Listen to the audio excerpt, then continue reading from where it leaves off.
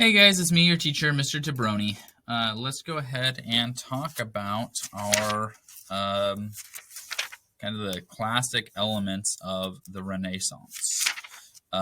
Here we have the science, the humanism, the ideas of scientific exploration.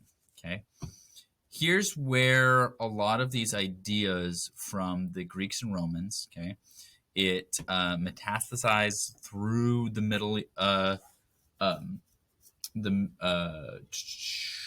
what am I trying to say?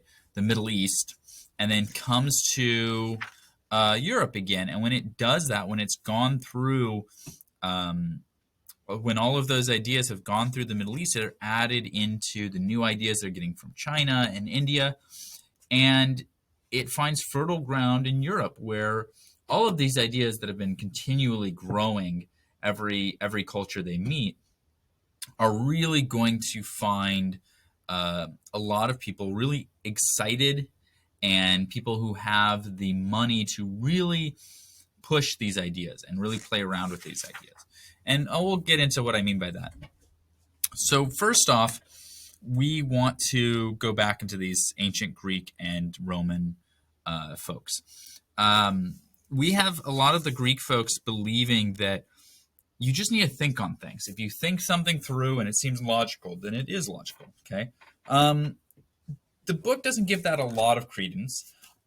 I will say that there's a young Roman boy named Lucretius, who writes a book, who figures out atoms, who comes up with and coins the name atom. Okay, the idea that all of our world is made up of these tiny, tiny, tiny particles. This Roman guy, a few hundred years after Aristotle, is going to think it through, and he's going to be right. He's going to come up with the idea that all of these little things are made up of small elements. Okay. Now, he's not right about a lot of things, but he's right about a fair amount, which is pretty surprising. Lucretius, through this idea of making an argument and coming up with these ideas and this theory, is going to figure out that our world is made up of atoms, okay? 1,000 years before we have a microscope even possible to look at them, okay? So it's pretty cool stuff. They're also going to come up with some pretty incorrect things, this idea that the Earth is the center of the universe, okay? Which fits right into a lot of religious concepts that, we're important, we're here in the middle, God created us, this idea. And you're going to see that this idea of how important we are to the universe is going to be very difficult to change. Now, I do like the book does a pretty good job of giving Muslim scholars some information here. They actually go ahead and unlike in other parts of the book, they say that these ideas were grown by Muslim scholars who are working with them. Our ideas of hospitals and public schools come from this time in Muslim history. Okay, schools before this were only for the rich and were only for certain things. Muslims are going to be the ones who create universities and more public schools. They're also the ones who are first going to come up with hospitals, which we're going to see in a page or two why that's so important. Okay, so they come up with significant advances in astronomy, which is very, very important for sailing. The Muslim folks are also the ones who are going to come up with the triangular sails. Later in the book, they're going to give that credit to the Portuguese, who used the triangular sails quite effectively. I don't know why they don't give credit to the Muslim culture, the various Muslim folks who are doing it. Because these Muslim empires didn't last very long, and because they were tied more by religion than by the area controlled or by the people who were in there, it's very much harder to, we kind of have to gloss over some of it and just say the Muslim empires, plural. Whereas in Europe, we're able to say England did this, Italian did this, the Italians did this, or things like that. Although at this point in history, the Italians don't exist. There's just Italian city-states. Anyway, but there's various Muslim empires that are existing with different ideas, different goals. Anyway, let's see. A lot of these ideas that combine Muslim concepts, Chinese concepts, Indian concepts, ancient Greek concepts, ancient Roman concepts, all of these get to Europe, okay? And they find them a Europe that is ready to think and to really enjoy these ideas. Particularly, they're going to find a lot of relatively wealthy men in some women in Europe who are bored, who want to spend time thinking about these things. Okay, it's not okay to just not enough to just have the ideas. You also need people who are engaged and interested in the ideas. We have Copernicus come around. He's going to come up with the first one to really say, or really write down in modern history that we revolve around the sun. Which, to be fair, that's a harder concept to realize, that we go around the sun. Most of these people, by the way, 100% knew the world was round. Okay, that was not really a question. All of these organisms, like this was right in the 1600s. Why? That certainly looks round, doesn't it? Okay. All of these people knew that the Earth was a sphere. Okay. The thing they thought is that this was all there was, and that the other side of this was just water. They didn't realize there was a whole back continent on there. Okay. A lot of these people knew, and in fact, they knew that there was something there. Okay. Galileo is going to come around. He is a really important Italian scientist. He is one of the reasons why this is such an issue is that the Catholic Church is kind of on a difficult spot right now. The last time they let people have thoughts and arguments and question divinity of things, Martin Luther went ahead and started his own church. And so when Galileo comes in, the Catholic Church is really in lockdown mode, and they refuse to change and refuse to let people think because they're really worried that Galileo is going to show up and cause people to question them more. Okay, that's a big fear they have.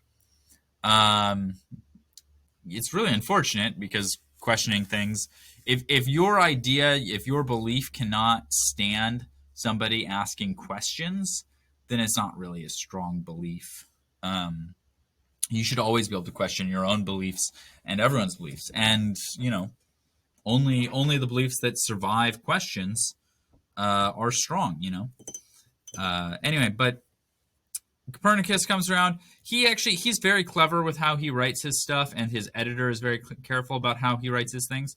His work of this idea that we go around the sun, it does not get banned for another 70 years.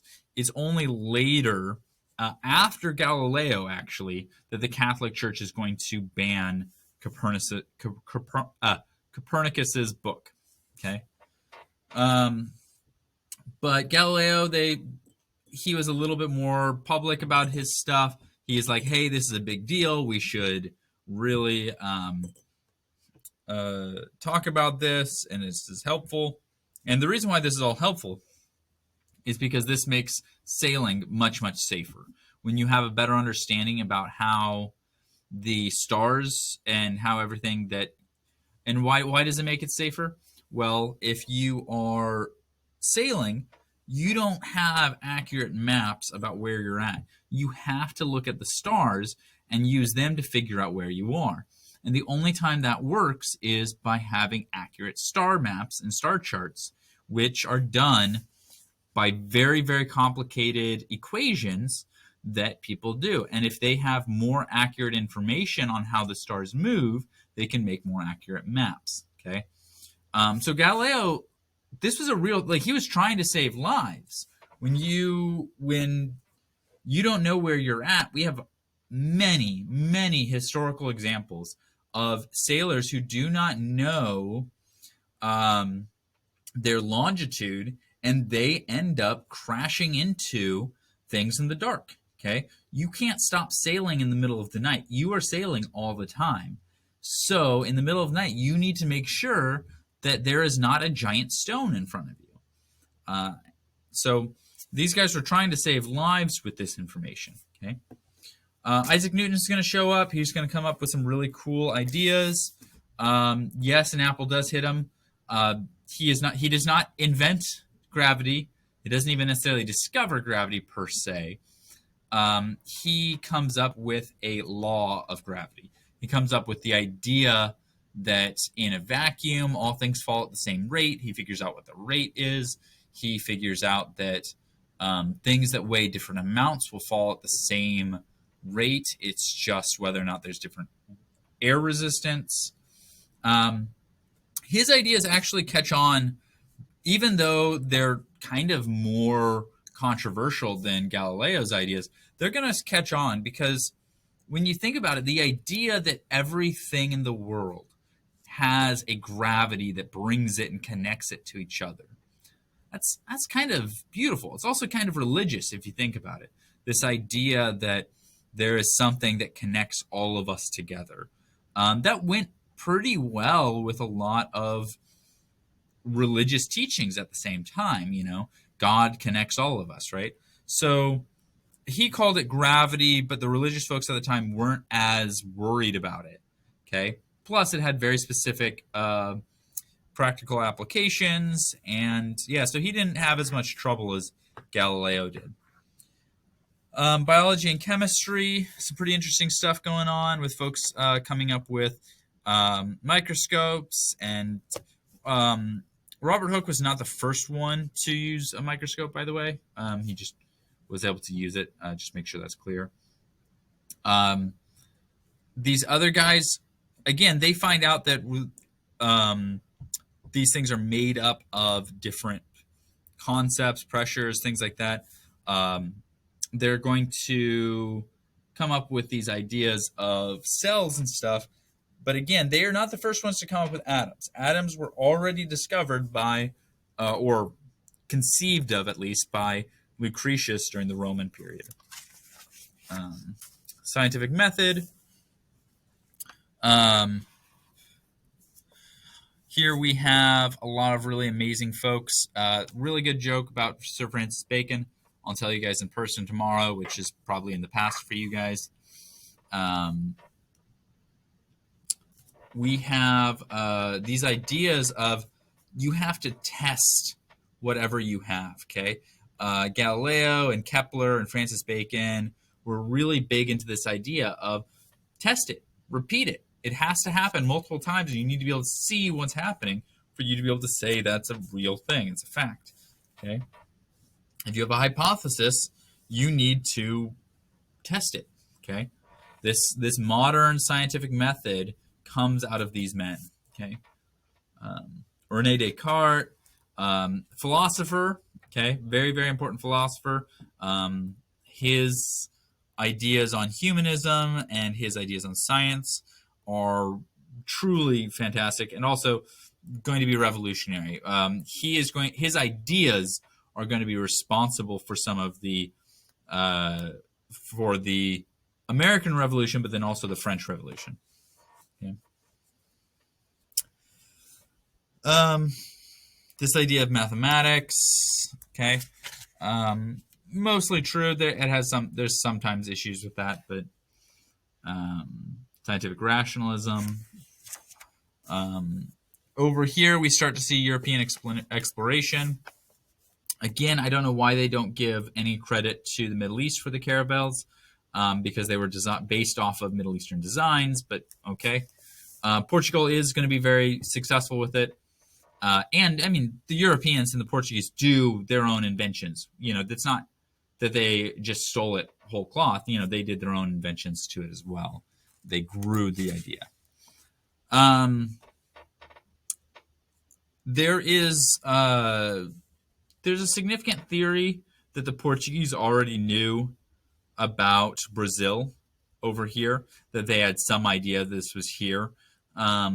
Just the way they make their argument for splitting up the world, they do it in such a way that gives them this huge amount of land here in South America, which is very, very valuable. So there's a reason to believe that at some point, probably after Columbus, but at some point they had landed over here and had kind of had an idea that there was this continent here. Anyway, we have all these different countries who are traveling. Now, one of the things they're going to be very successful with, and the reason why they're going to do very well in their early things, is cannons. Okay, the Europeans at this point, guns have been around. Europeans, however, have figured out how to make cannons that can go on ships. Now, cannons existed already, and they were used in the fall of Constantinople by the Turks. Turks were famous with their cannons, but putting cannons into boats and having them sail is something the Europeans are really going to be good at, and they're going to create very, very powerful and strong cannons and very reliable cannons. That's going to give them a big, big edge when they begin sailing. Their boats are very big, very sturdy, have powerful weapons, and those three things are really going to help the Europeans to with a lot of initial conquering. Now, those cannons aren't going to be nearly as successful in North and South America because they don't have forts in the same way that are next to water, in the same way that the Europeans, Africans, and Asians are going to have. Okay, what's really going to be important in North and South America is the diseases that the Europeans bring with them that eliminates 90% of their population, and then it's easy to take it over. That we'll get there later, though. Exploration. One other thing, we talked about this with shipbuilding, and it's fun to go back to it. The triangular sails, again, allows them to effectively sail against the wind. Really, they're going at angles like the wind's coming here, and you go at angles back and forth. Okay, and it allows you to kind of go like that. And so the triangle sails act as like airplane wings. Impact of exploration, of course, those countries that get rich and the countries they conquer or take over or colonize. This is where we get the idea of colonization. And a lot of people these days, that is a negative, bad word. Partly because of colonization was terrible. It was the exploitative and awful to the people who got colonized. Okay? Lots of murder and other terrible things that happened in the name of profit for the countries, the European countries. Okay, some great things are going to happen, and some terrible, terrible things are going to happen. Some terrible, great things, and some good things too. But it's a very complicated time. Okay, but we'll get there. We'll talk a little bit about some of this stuff. Here's some cool shipbuilding ideas. We're going to do shipbuilding next year again. So think about this, guys. All right. Have a good one. Bye.